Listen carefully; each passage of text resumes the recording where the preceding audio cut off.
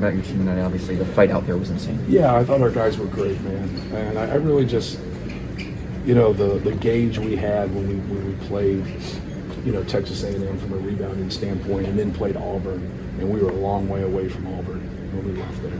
And guys that came in at the end of the game, the last 3-4 minutes for us, it was really a 30-point blowout. And so I just said, like, when we beat Ole Miss, I said that this is who you're going to have to beat to get the Sweet 16. And when we got beat by Auburn, I said this is going to have to beat to get to an Elite Eight or to a Final Four.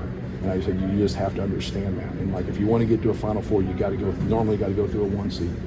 And I thought our guys, from a physicality standpoint, played really hard. They're a more physical team than us. They're a better rebounding team than us. But I thought our effort was great. Probably had to be a little bit better there or make a couple more shots. But I'm proud of our guys, man. They played hard, they competed, and they put themselves in a position to win. What do you remember most about this year's team?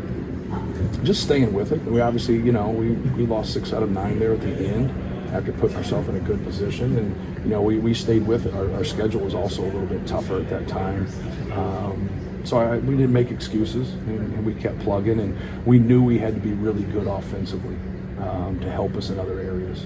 And our guys just kept, staying process-based and kept working on their games. And that's all you can ask for, man. That's all you can ask for. We were right there. We just played in the game where both teams I thought deserved to win. They didn't shoot the ball great. We didn't shoot the ball great, but enough, right? Enough to be right there. And we got down 10, and we were able to claw back into the game and almost win the game.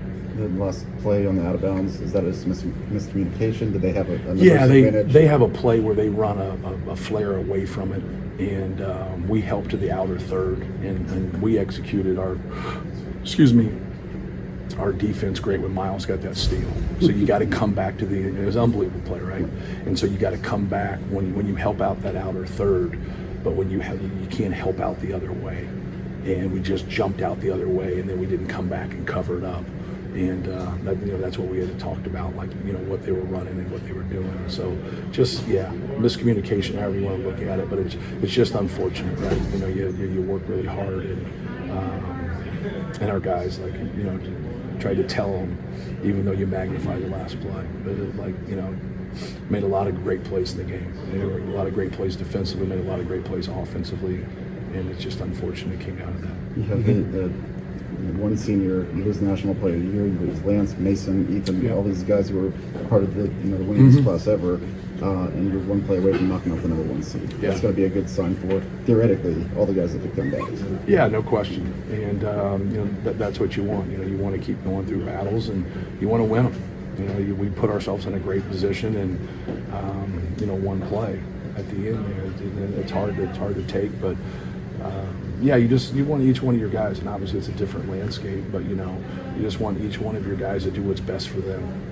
And I think that's something that sometimes gets lost. Like don't do what you want to do, like do what's best for you. And if that's what's best for you to stay, then great. If that's what's best for you to go someplace else, then great.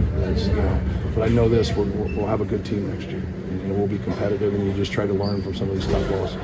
The game started to turn in their favor a little bit on those back-to-back tip-ins. And what did you guys do afterwards to clean that up? Well, you can't get where they just beat you off the bounce, and then you're in help. If you're in help and they're shooting shots, like we weren't going to get those rebounds. And that was like when they got into rotations or they got into drives where we had to help and they shot the ball, we're at a real disadvantage. Rebounding the ball. They're an elite offensive rebounding team. They're an elite team, period. On both ends of the court. So, just trying to keep the ball in front of us, trying not to get into rotations. We didn't double as much in the post. They didn't go into the post as much. I thought we had some good traps early in the game. A couple times we were late, and then they had some of those step-in threes. Like that's what kills you, man. They get those offensive tap-backs and those step-in threes, man. Seems like they never miss. Matt, how did Braden, GKR, and Fletcher grow this year? I think just, Zach was such a big piece on both ends for us. And, having more responsibility. Braden and, TK are guys that lead by example more than anything. Doesn't mean that they're not communicating, what's going on or whatever. Fletch talks more. But they all three got, great basketball IQs and understand the game. But, just getting better in all areas. But just, you're more accountable. Like you lean on somebody like a Zach Edey, and now, we had to lean on them. And, they made great strides on both ends of the floor. How much do you think the perception of Purdue nationally, going to the championship last year, putting up this fight today, how has it just taken off over the last 5-10 years?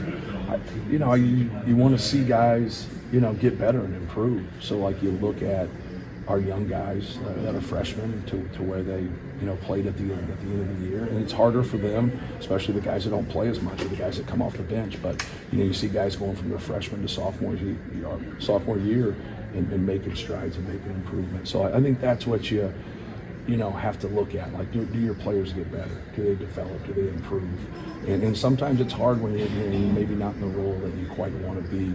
And that's for every coach and every team in the country. But I think that's the outlook of our team. Like, we continue to get better. We continue to grow. And you got to be great collectively.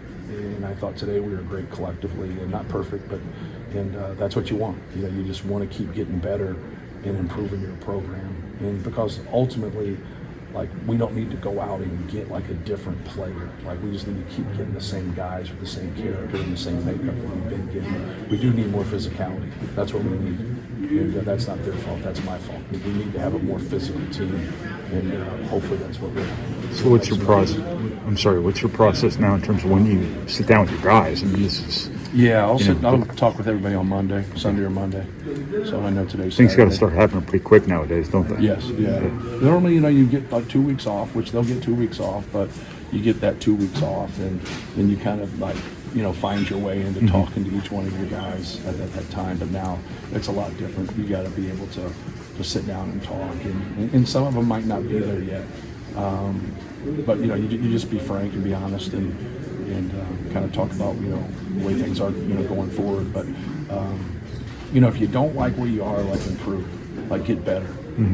Like, and I think that's the one thing that we've tried to do with guys is, like, dominate the summer, dominate the fall, like, get yourself in a better position than you are. Don't look like you're stuck, like, where you are. Don't look at like, this is the best I can do. I came off the bench. So I don't look at it that way. Like, nobody's been promised anything in our program. Like get to work, get stronger, get quicker, get better, and just, keep plugging. That's what our program's been about. I know that these were happening, I think, the other week before for you, but there's a couple of plays that don't go against you guys, late, out of bounds. Is there any communication as far as, can they look at those again? No, you can't look at those again. Under 2 minutes, you can't. So I didn't like just collaborate, just go help each other. It gets difficult. You get bodies banging and things go on. You're going to make some mistakes, but like help each other out. And then it didn't seem like they just were going to live their call. But that's part of it. Like, you get calls that go for you, you get calls that go against you. You talk a lot about being solid. Just how solid was Braden today? Yeah. Oh, he was great. They're going to put 2 on the basketball, and it's like what we talk about when we go against a drop. We go against a drop, he's going to get more pull-ups. When they're going to put 2 on the basketball, he's got to get the ball out of his hands. He's got to pass fake, shot fake. They do a great job of swarming the ball. So now some of those passes to get to TK in the short roll are difficult. To get the ball behind, we went to some roll and replace stuff there. PJ made a couple of really good calls on some roll and replace stuff, but dragging it out. Once you get the roll and replace, once you get the ball behind, now they're going to overdo that. Now they're going to crowd the short roll. Now you started to see him get a couple of those skips in. And so now you're starting to get a little bit of everything. You're getting those skips, you're getting that short roll, you're getting the pass behind on top of the key. And when you're getting that, you're getting quality shots. Then with TK, he's got to continue it after the short roll, then we would get a post up or 2. We wanted to invite that double. We just felt like, even though they're traps or they're high hedges or they're corrals, however you want to say it, in ball screens or in the post right there, they're putting 2 on the basketball. I think they're an elite defensive team. We want 2 on the basketball, so now we can get the ball moving. You saw Fletch get some closeouts and attack them in the first half. He's not going to attack those straight up. All right, he's got to get that advantageous scenario where he can, go with the basketball there.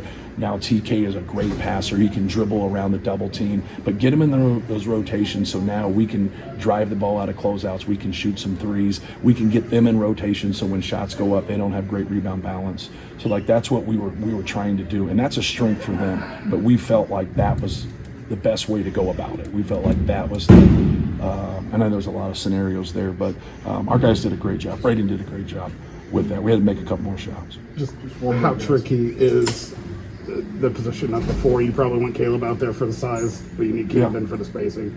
Yeah. Just how tricky was it to decide? Yeah, a lot of like what you saw at the end, and we high hedged a lot of that stuff. We stayed away from a lot of that this year because of fouls for TK. And maybe that's, my fault right there, but I wanted him to stay in the game, and so what you saw there when we hedged there at the last 4, 5, 6 minutes, whatever it was, we had some success there. That was a better way of defending them and not letting them get in the paint. Cryer got into the paint to start the second half too much, and we had to make a change. We tried to down some things and keep it there, but then we messed up a couple calls there, and they got a couple pull-ups, so we went to that, and I thought that really helped us. So, thank